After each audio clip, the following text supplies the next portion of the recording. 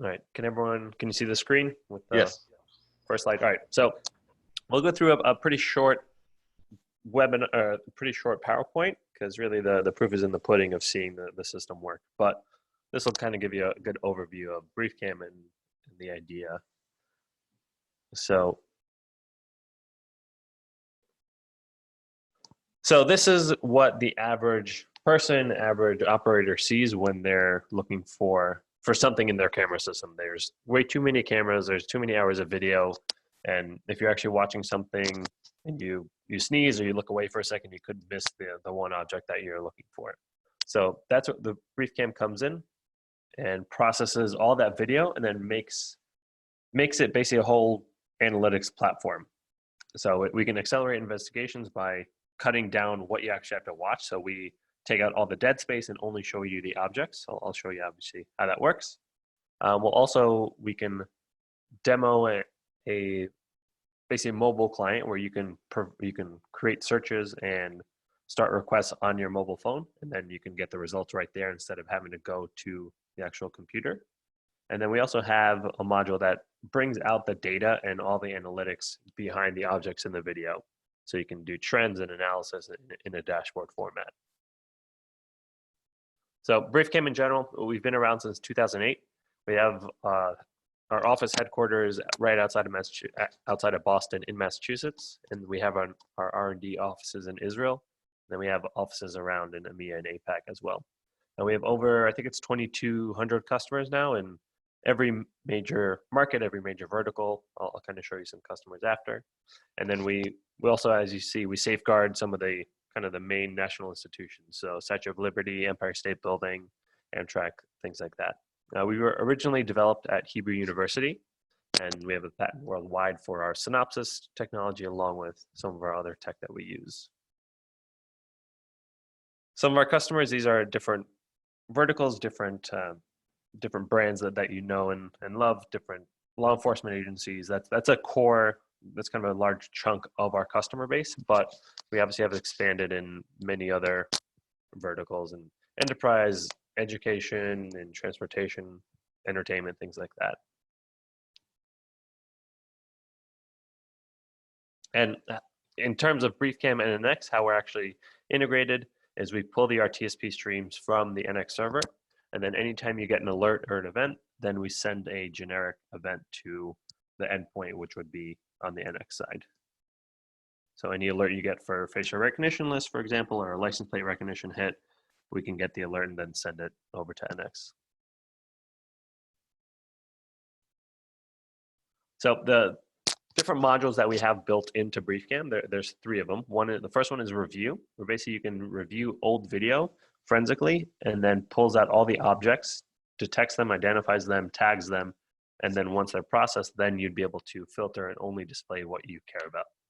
The second is the respond module, which is the real-time alerting. So for face recognition, for anytime someone's dwelling in a certain area that, for example, has a backpack and a hat on, you can get alerted. And then the last one is the research module, which is the analytics and building dashboards and things like that I'll show you. So how we actually unlock the value of video, quote unquote, the input is raw video. It's just footage from a camera that gets recorded. From there, we use NVIDIA GPUs to process the cameras, process the footage, export the objects, and then tag them. From there, we can use it within all of the three different modules that I mentioned earlier. So how it actually works, this is a close-up clip of an object. So it's an object that's moving towards the camera. It's a woman on a bicycle, but our engine, it analyzes and is actually able to tag all this additional metadata. So we know it's a woman.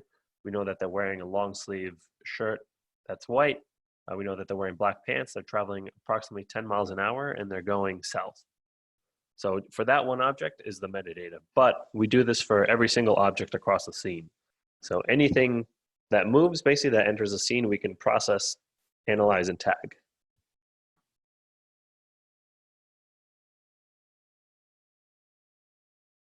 And how it would look within our platform, I'll show you actually live, but in terms of the video, on the left is the original one that is approximately 30 minutes in length.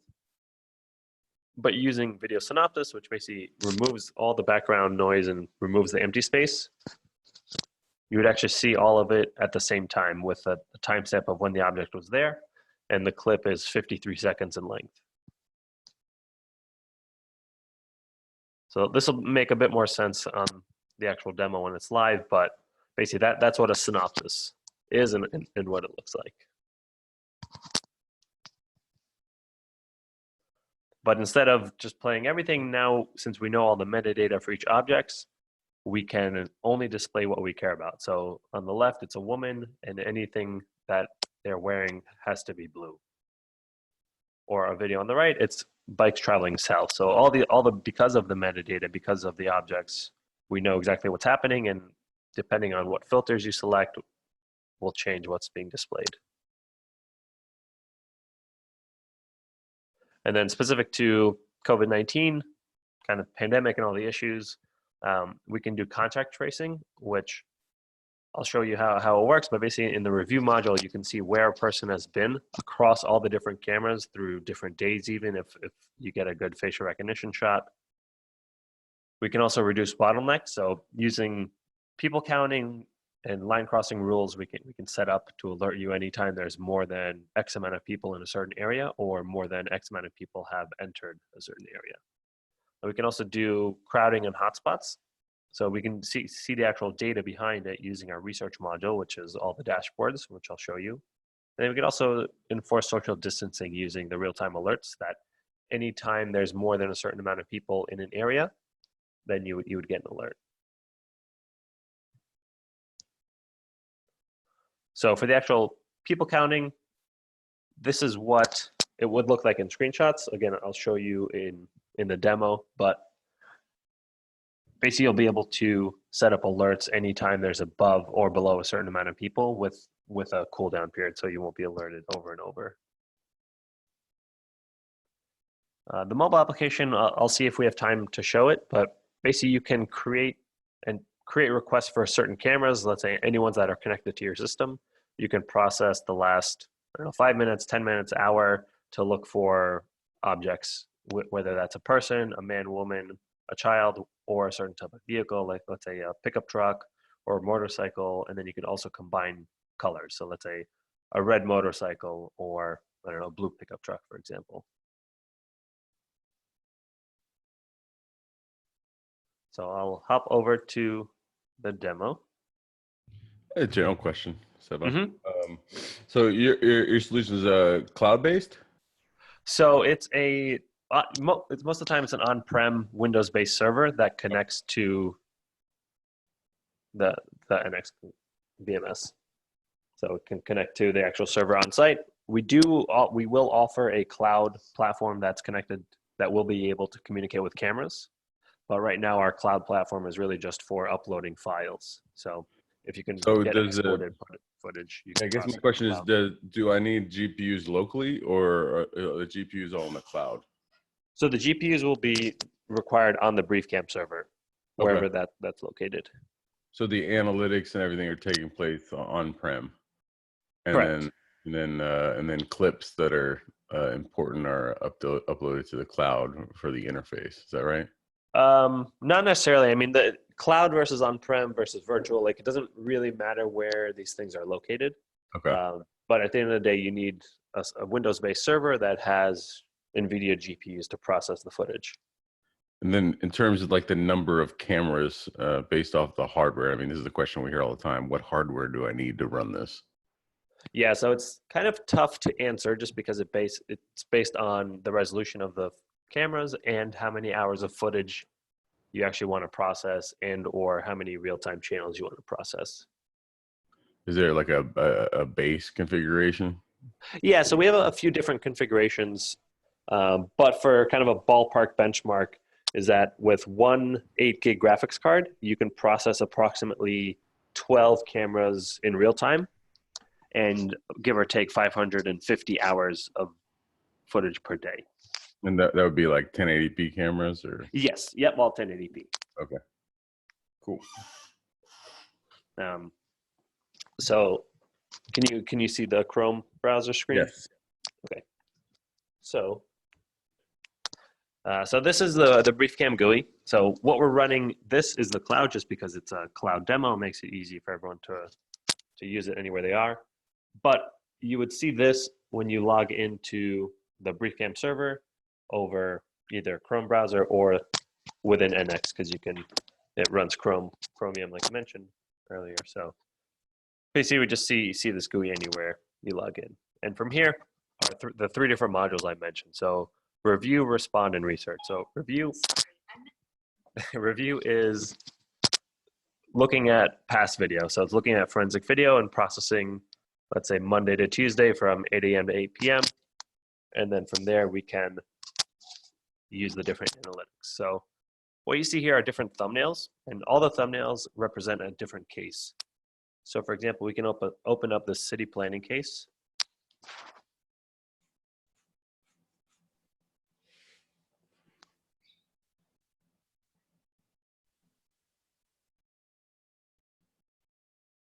And then we'll see on the left are different thumbnails, and each of these thumbnails represent a different camera. So for example, the city road camera, bus station, city square, and the green numbers underneath those cameras are the amount of objects within each camera that the system processed.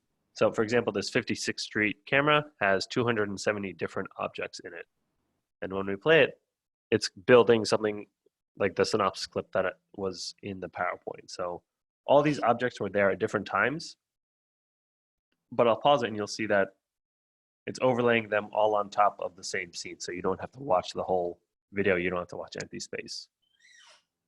But for example, if we did want to watch the original video, we can click on one of the objects. For example, this person with a backpack at 128, click on the object, and then when you click play, it'll show you the original video with some context of what else was going on. How long does it take to generate like a preview like this? Yeah, so on average, it takes about 4 minutes per hour of 1080p video. Okay. But obviously you can increase that or decrease that rather with more hardware depending on the needs. But so these are showing all the objects, but now we can kind of use and harness the power of Briefcam of those analytics using our global filters on the right. So these are the different classes that we can filter on today. So we can separate men versus women versus children. We can do different types of two-wheel vehicle, whether that's a bicycle or a motorcycle, and other vehicles as well, so car, pickup, van, etc.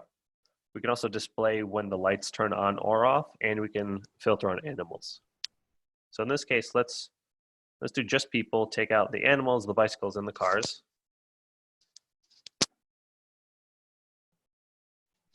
And then now you see on the left side that out of the 270 total objects, only 171 of them match our people filter.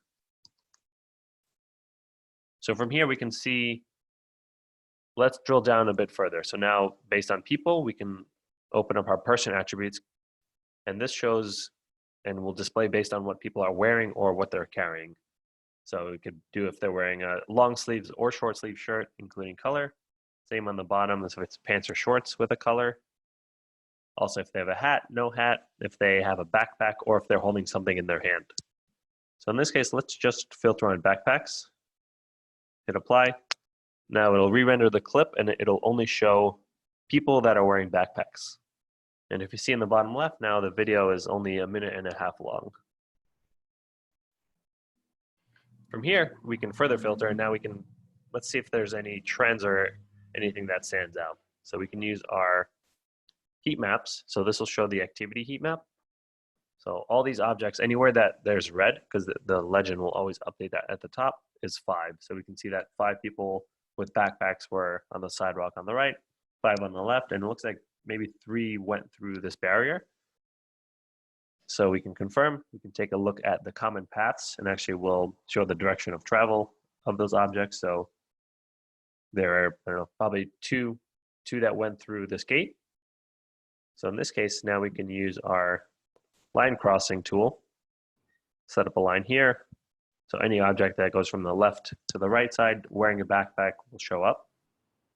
So if we play this object, play the synopsis now, out of the 270, you see that 2 of them match our filter. So this person at 130 crossed, and this person at 126 crossed.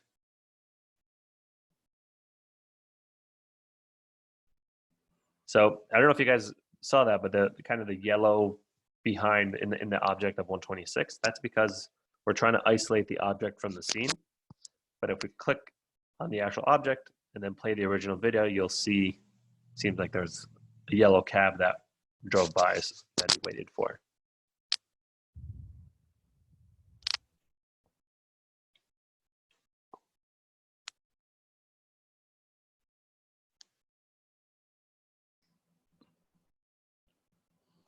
So you can see he pretty safely crossed the street, and then we can follow him through the rest of the scene if we wanted.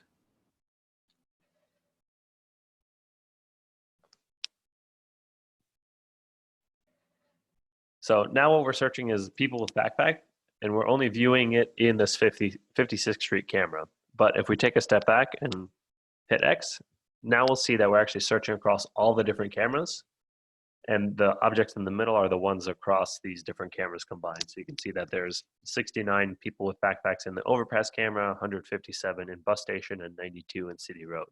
So across all the different cameras, out of the 8,000 or so objects, there's 320 of them that are people with backpacks. So this is where we can get into searching across different cameras, across your campus, and kind of do some contact tracing of the object and see where else they were in the scene. So now we can combine some extra filters. So on top of people with a backpack, let's also do a color. So in this case, let's do red or yellow. Hit apply. And now we'll see that anyone that has a backpack and that has either red or yellow on them, they'll show up. And up here, if you can see, it says sorted by relevance. So the objects at the top, the system is most certain match the filters the closest. And then kind of as it goes towards the bottom, they still will match, but potentially not as high confidence in the objects. So it's always up to the operator to kind of determine the objects that they're looking for and which ones are of interest. From here, we can just click on one of the objects and just play that close-up view of them, or we can, like always, we can click play on the camera and it'll build that synopsis clip showing only the objects we care about while removing the ones that we don't. And you can notice that for this color, I just picked red and yellow in general, so it doesn't have to be what they're wearing on top or bottom. And if you notice that this person at the right, for example, at 1236 is picking up their red shoes, at 1219 is picking up the red hat. So it's can pick up, as long as it's part of the object, it'll display then depending on the filters you have selected. Is there any way to say like a percentage of the object needs to be a certain color? Yep. So that's where the coverage comes into play. So coverage means how much of the object has to be that color. So if we do it high, then most of the object has to be red or yellow, or if it's low, then just a small portion has to be that color. There were a couple questions that came in as well. One was like, what languages do you guys support? Yep. So you can go to, this is on a per user basis, so you can log in, then you can go to localization, and these are the different languages we have within our GUI. Specific question was, do you support Thai? And it doesn't look like it. No. Okay. Well, yeah. I mean, we can always add more. It would just depend on demand and business opportunity, right? Exactly. That's the magic word. The other question was, how does this work like in a crowded environment? So if you've got like a subway station in like Shanghai versus like a bus stop in like College Station, Texas, right? You got different density of people. Yeah. Like, what are the implications of that? So I used to have a customer video in here that I could show, but basically as long as we can see, I don't know, at least the head and kind of the shoulders of the person, then we'll be able to detect them. If it's just their head, then we'll still be able to track them, but obviously we won't know what they're wearing or things like that. But in terms of, sorry, go ahead. So in terms of, actually, I'll kind of show you how busy of a scene we can process. in terms of actual number of objects. So this isn't exactly people, it just kind of shows that we can, there's really no limit to the amount of objects that we can display and process at once. Does that have any impact on like the GPU requirements? Yeah, so the GPU, it will depend on, kind of we have our own internal hardware calculator. So based on how many objects per hour per camera you expect, then the hardware would be sized accordingly. Okay, that makes sense. So this is a really nice shot in, I believe it's in Dubai. And once it loads, you'll get an idea that these are all the objects we're tracking at the same time. So we're actually tracking them underneath the bridges, and we're still picking up the motion track on the other side. So as far as I know, I haven't seen a limit to the amount of objects. What's the minimum pixel value, or do you guys have one for like a detected object? Yeah, so we do. So it has to be 12 pixels by 32 is the kind of the size of the object. But as long as there's a 10 pixel change, then we'll pick up the object. There's also ways that we can kind of enable high sensitivity mode, which will pick up even more objects, but there'll be more false positives. Yeah, I'm just wondering what the resolution of this camera is. Yeah, I don't quite know, to be honest. But while we're playing it, we can still filter on, I don't know, let's, for example, filter on a bus. So it'll pick up out of the 1,700 objects, it'll pick up the 35 buses from this far away. So I don't quite know what the resolution is of this camera, but It's probably pretty high. yeah.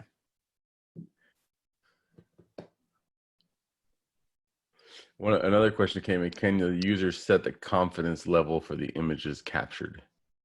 So not for the images captured, you can set it for the images displayed. So for example, if we do, I don't know, let's see if this, it's a motorcycle. So we picked up these objects, and on the bottom of each filter, there's this tolerance level. So by default, it's normal, but you can change it to be a loose tolerance and kind of show you more objects that potentially match, but the system isn't certain enough that it matches. And then it would be up to the user to kind of make sure that what they're looking for is in there, or for them to kind of ignore certain ones that get brought up. So another question that came is, can you pick up electric scooters like Lime? So in theory, yes. We had that request, I don't know, maybe a year ago when there was a hotter topic. But right. In theory, we could. We just would need some sample footage to see how the engine reacts. And then if we can't actually pick it up as a scooter, then it could always be something that was developed custom. So it would just be a scooter filter. But we haven't seen that high of a request for it in a while. But again, if there's a big project and that's the make or break, then we can make it work. And then color applies not only to people, it applies to any object. Is that right? Correct. Yep. So let me show you how that would look.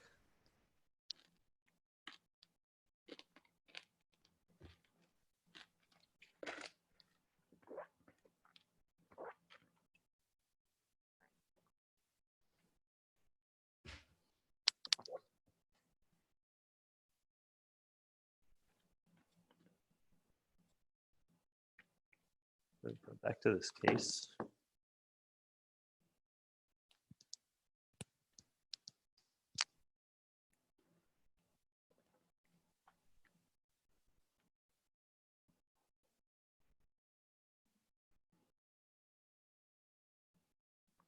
So while this is loading, there's another question that came in from Joe, which is how does the licensing model work? Yep. So it's based on a per camera basis.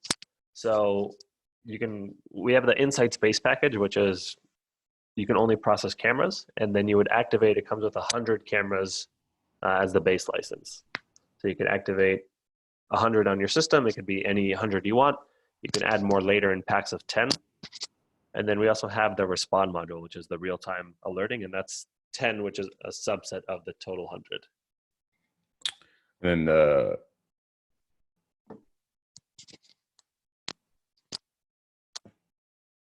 you said 100 of them, and then is it a monthly fee? Oh, so it's a one-time purchase. So you buy it once, and it's perpetual license. Gotcha. There is obviously a maintenance agreement, but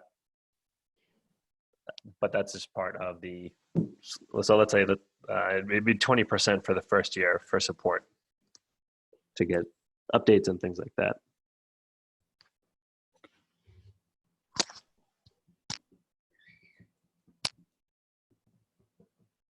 So for the color, so for example, if we just pick, let's do red in general,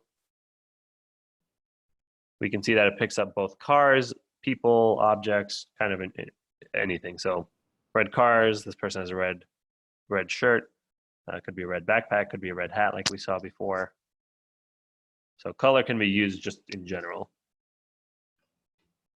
And but if we want to filter it further. Say that again? I said, I guess you could filter it further based off of the class. Yep. So this is just red in general, but in this case, let's do red vehicles. It'll take out all the people that are red. So you can, so all of the filters are kind of additive. So you can select one, many, as whatever you want to adjust the objects that are displayed. But if you want color specific to people, then you can do it here based on what they're wearing. So either on the top or bottom. So let's do red shirt. So it'll show these objects. So I guess based off of that, we can assume people search for people a lot. I mean, that's definitely one of them. So, but then also specific to vehicles, we can, for example, let's just do all the vehicles. Actually, let's do just trucks and vans. And then from here, we can combine color, but we can also do speed. So this will estimate the average speed of the object in the scene. So when they go over a certain amount of miles per hour, we can filter on that. So let's do. So that little histogram is generated for the objects that it's detected. Correct. Yep. So if we only filter for anything over 46, so let's see these objects traveling pretty quickly. And again, we can go back to the Synopsis view. So it's basically detected 8,136 vehicles or objects, and 104 of those are vehicles that are traveling higher than 46 miles per hour. Yeah, so it's trucks or vans that are going over 46 miles an hour. Yep.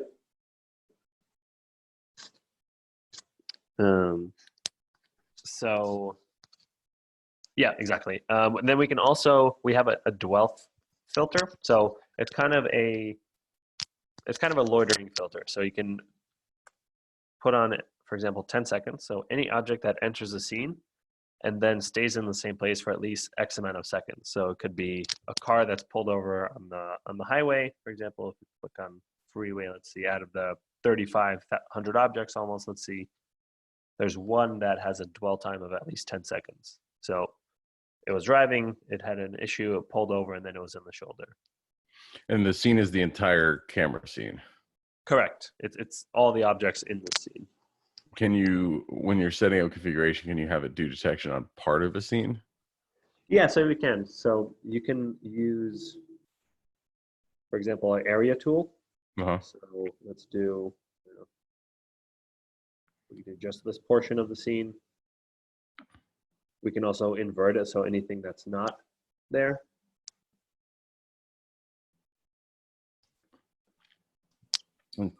So you could do that as part of like the configuration for actual detection as well.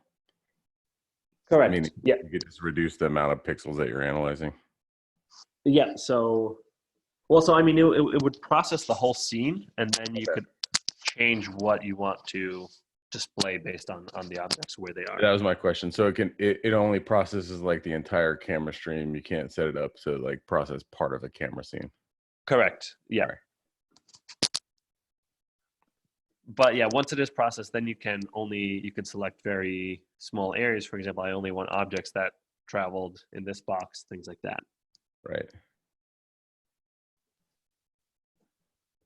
Makes sense.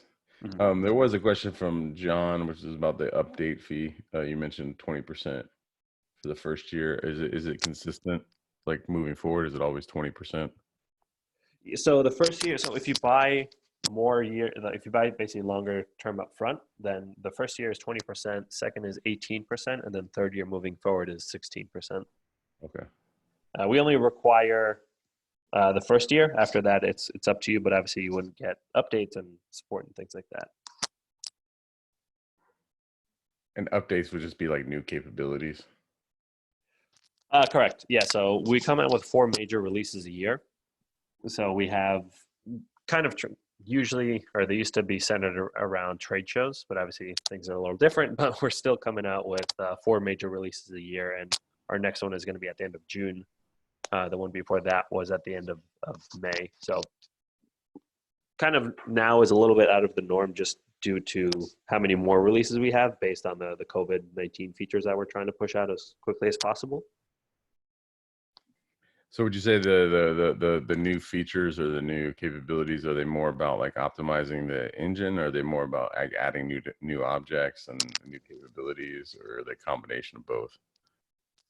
It's a combination of both. So each release comes out with new features. So for example, with proximity detection and camera or face mask detection, and then also adding performance. So with the same exact hardware, we'll be able to process more cameras. And then also back-end optimization. So just kind of in general, we have a roadmap that has different categories of kind of front-end, back-end, and performance and things like that. And there's always portions that are added to each part of it. Makes sense. Johan wants to know what the new features are that are coming out at the end of June. Yeah, so let me pull up the roadmap, and then we'll show you.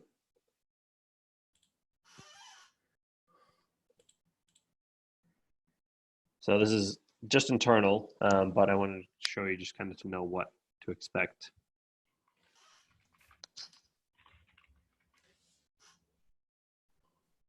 So the next one is version 5.6.1 that comes at the end of June. So these are the COVID-19 features that we're coming out with. So proximity detection and face mask detection. And then at the end of August, we're going to be adding cross-camera tracking using facial recognition, along with some improvements to the COVID-19 features.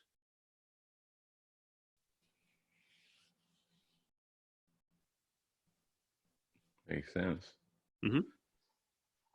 And then planned at the end of November, we're going to be adding a make and model recognition for cars.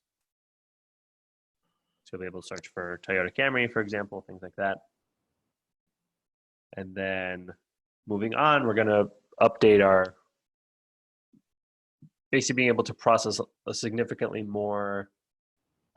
higher camera count per GPU than what we can do today, with some backend improvements. And then the main thing I'm looking forward to is version 5.8 in March 2021, where we're going to be able to do cross-camera re-identification just based on what they look like. So you don't even need to use facial, and then behavior analysis. So yeah, see there it says Windows and Linux. So the applications, like when you install it, you could use Ubuntu or Windows. Are those the options? So the software requires Windows, but you can use it on, I mean, the client, you just need a browser. Right. So but the server software is Windows. Is Windows based. Okay. Yep. Any specific version of Windows that it requires, or just Windows? Windows 10 Professional, Server 2016, or Server 2019. Okay.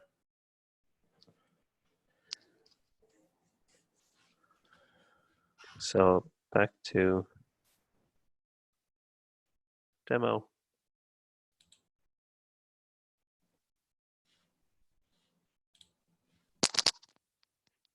So let me show some other features. Looks like we're getting a little close to the end, but let me show for example, how we can do contact tracing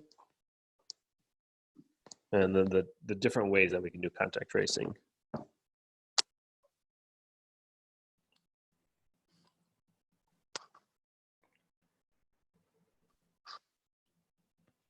So this is an office break-in case.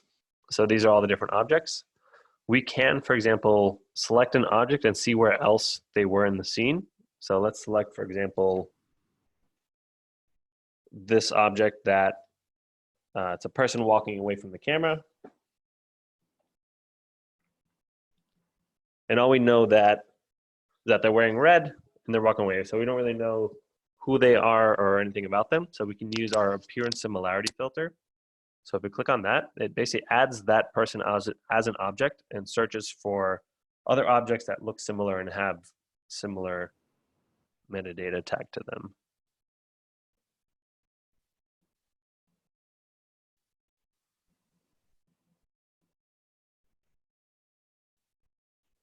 So based off that appearance similarity, we can see that there's 11 total objects of that person. So we can view all the instances in the synopsis clip, see the timestamps, see everything. So this is, if you see at the top, this video is from 7:09 to 10:18, so give or take 3 hours. And we're viewing everything back, and at the bottom you can see it in a minute and a half of that person. And from here, now we know where they were. Now let's actually see where else they were throughout different days. So we can use our face recognition filter. Click on that. We can click on show faces, and this will show all the faces that we picked up using the appearance similarity. So let's select a few of them. We can add that as a filter. So now we're searching just on face recognition. And now from here, we can hide the faces. So now we're searching using her face, and now we can see across the 3 different days, 3 different cameras, all the other instances of her in the scene.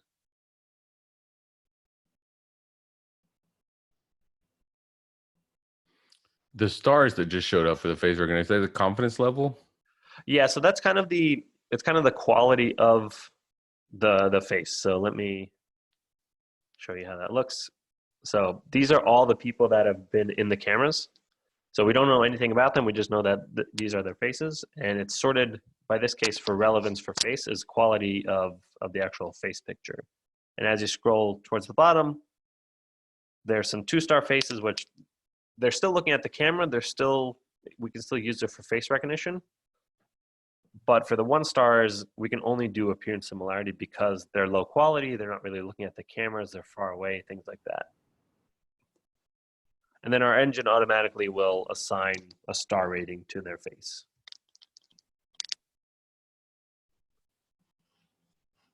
But we could just as easily, let's, for example, filter and apply someone, search for someone else. Additionally, we can use a watch list. So let's say you have a list of employees or suspects, you can filter on those. Let's, for example, filter on office employees only. We'll see these are the employees. So if you click on an object, you can see the watch list image on the right, Cheryl, and then the actual event on the left. But let's also say that you have a restricted area that only employees can go into. So now we can change our mode. So instead of include, we'll do exclude. So anyone that's not an office employee will show up. So here you can set up an alert, for example, that anyone that's not on a certain list that goes in a certain area, you can be alerted in real time. There's one question that came in. So, let's say I have an NX witness system, right? Another powered by NX product system, and I've got recorded information, and I decide that I want to use Briefcam to go back and look at the existing archives. Like, how does that work? Yep. So, for example, we would create a new case.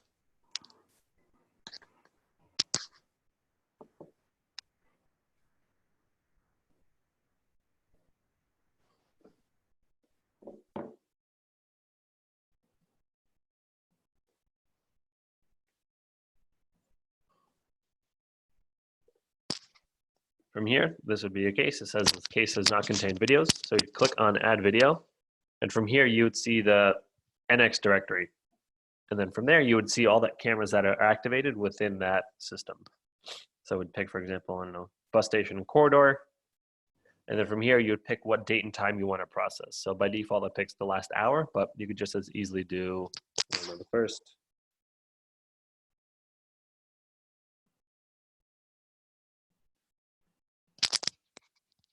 Request that footage. And so then you guys would do an API call to our system and then request that footage? Correct. Yeah, that footage, that camera.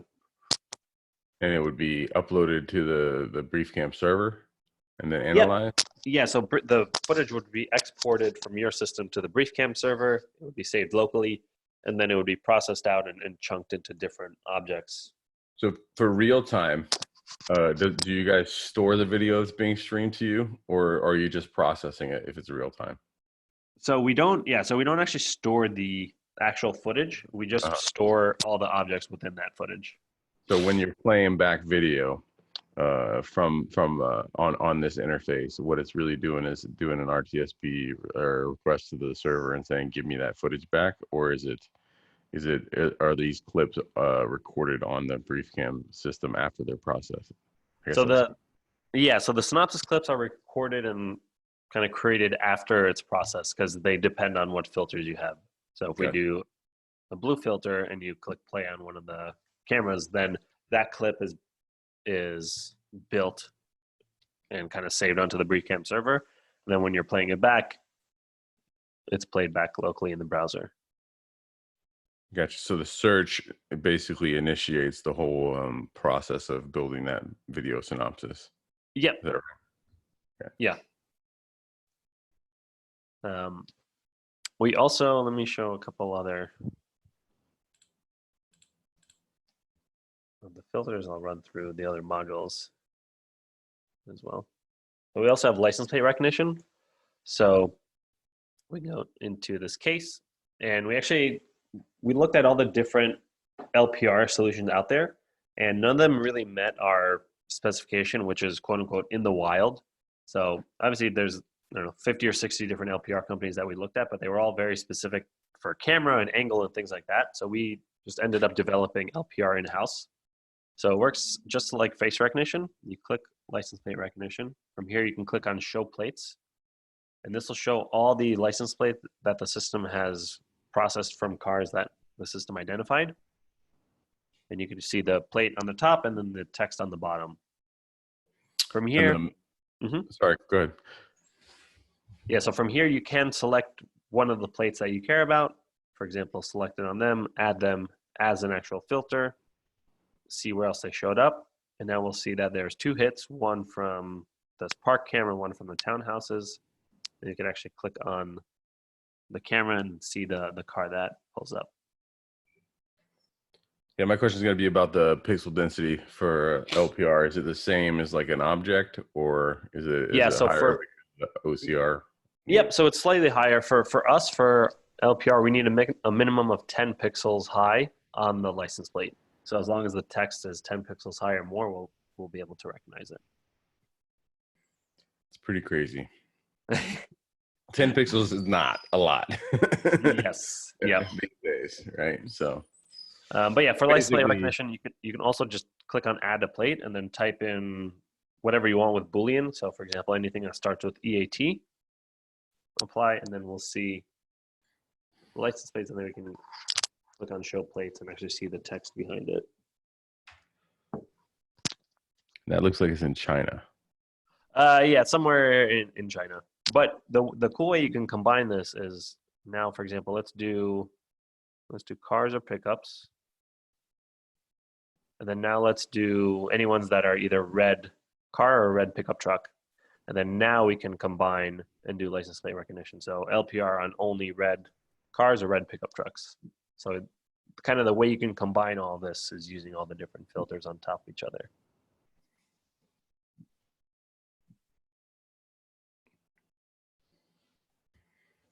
For the Briefcam server, the one question came in from Fabian, which is, do you have a minimum size for like storage? So again, it depends on the project, on the cameras and stuff like that. We have an internal calculator that we use. So once those questions are answered, then we can build a spec accordingly.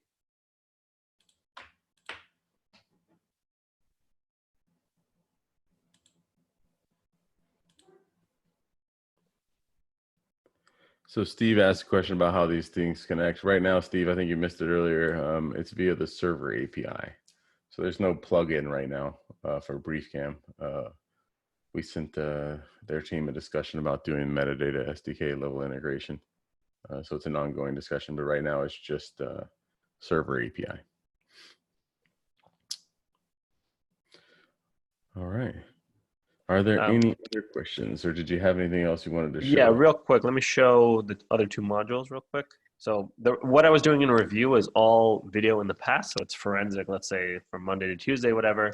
But respond is all the real-time alerts. So you can set up an alert, for example, if people are making an illegal U-turn where they're not supposed to. You could set it up for people on your watch list. So for example, we can click on this event and we see that Steve showed up. He's an office suspect. He showed up at this corridor camera at a certain time. We could also do people counting. So anytime there's above or below a certain amount of people in an area in a camera, you can be alerted. So all the things that kind of I did on demand, you can also set up alerts for real time to be alerted. And that's just like a Boolean rules engine? Yep. So you can click on rules.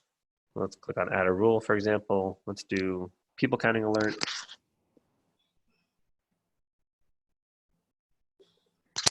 Select a camera. Let's do bus station. Have it run continuously. And then from here, you would set up what you want to be alerted on. So anytime there's above 15 people, for example, but you only want that in this area of the scene. Or we can do smart alert. So this would have the full filters. Let's do bus station again. And now we could be a lot more specific. So let's say a child with a purple short sleeve shirt with a hat and a backpack. You want that time dependent. So anytime there's 5 within 10 minutes, you'd be alerted. And then only if they cross into the bus stop. So you can be very specific depending on kind of what you care about and what you want to be alerted on. And then the last portion is the research module. So all the metadata and all the information for each object that's associated with it, we can display all that data in a dashboard format instead. And we can see any trends or pull out any useful insights.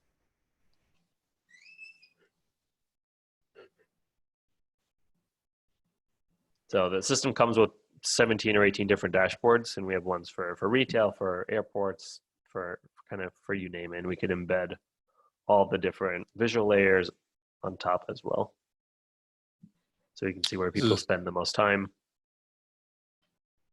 To me, this is really cool, especially if you're doing this inside of our interface right next to the cameras themselves. So you can set up basically dashboards with the live view and then the number of shoppers, for example, in a retail environment like you're showing right now. Yeah, and you can also overlay third-party data. So this is overlaying their POS data to see how many shoppers versus hourly sales they've made. How does that data get linked in here? So it could be a one-time CSV import, or it can hook into a database. So it's pulling live data. And that would be via the API or? No, so that'd just be through the research module. So you would set up a source and then. Gotcha. So you can see, for example, in this is a shopping mall, and you see that the benches were the busiest around 12:30 and at 12 o'clock, and then also maybe 2:30 and 2:40. So a lot of different data, a lot of things you could pull out of all of your footage. We can also do a people counting and see, for example, that, I don't know, anytime there's above 14 people, we can see that checkout aisle 1 was the busiest and it happened the most amount of times. So there's a lot of ways you can pull out information. And this has been our most used recently. This is the building occupancy. So you can see the live amount of people in your building, and we can aggregate it across multiple entrances and exits in different cameras. For LPR, I mean, do you guys do all countries? Yeah, I mean, we just, as long as there's Latin characters, we can recognize it. Okay. So we can do 1 and 2 lines and up to, I think, 10 characters per line.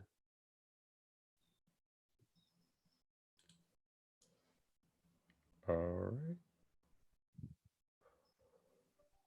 Pretty powerful stuff.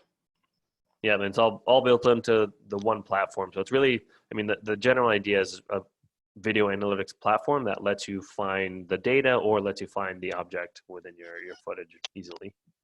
Yeah, we like to call this stuff Google for the real world. Exactly. And then Yeah. one clip I love showing that's not 100% related, but kind of shows off the power of our engine and what it can do is this bees video. So this is, once it loads, but basically it's shot on the top of the Javits Center in Manhattan, and they have 4 or 5 different beehives. And we exported some footage, and actually I'll show you what the synopsis looks like.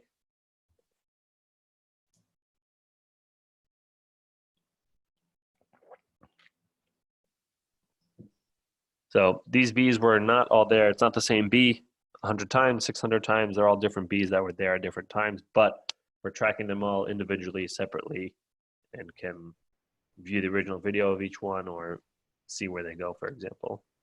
What, I mean, like, so they're not like defined as bees, I'm guessing, in the system. Correct. They're Yeah. just objects, and they have like certain attributes that you've detected. Yeah, so we can color, probably speed, size, and stuff, but we could also do the visual layers on them so we can see where they dwelled and where they spent the most time. And then we can even see the common paths of the bees and see where the best place to fly in and out of the hive is. Yeah, we have some customers in Australia that use our system for wildlife research, and I'm sure they would love to be able to do this. Yep. Because right now they're just using like motion vectors, right? Yeah. So like rough. the ability to like say like find a similar object just to this deer that just showed up, or this koala or whatever it may be. It's pretty amazing. Can you add, just a random question, can you add attributes to something? Like tags or anything like that? No, you cannot. Okay.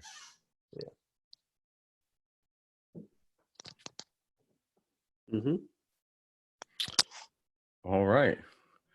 I guess the final question is if people on this webinar want to see about quoting Briefcam for a project, who do they contact? I guess it depends on what region. They could always reach out to me or Manny Nyland, and then I could send it accordingly. But I mean, you could work with Lindsay, and then we can kind of send a territory chart of who to contact when. Or there's a place on your website, I'm guessing, just to reach out as well? Yes, definitely. So if you guys are interested in Briefcam, like always, talk to our partner directly about the solution. Like I said, right now the integration is server API based. It's what you guys do with the majority of VMSs out there, I assume. The way that the integration works. Yeah. Exactly. Yep. And I mean, it could always be upgraded and enhanced depending on the need. Yep. Like our thing is we have the metadata SDK, which allows you to take a lot of this metadata you're generating and send it back into the video archive that sits next to the storage. So they can use our search interface as well to find devices. That's a next level of integration that we're working on with a lot of different partners like you. So that conversation is ongoing. Are there any other questions? Because we're coming up on our time limit here. We got 1 minute left for any questions you guys can think of. I think we've covered most of them, but you never know. Email address for future collaboration. Yeah, we were just talking about that, Shia. We're gonna put that up on the Works of the Next webinar. So I'll take over real fast just to show everybody.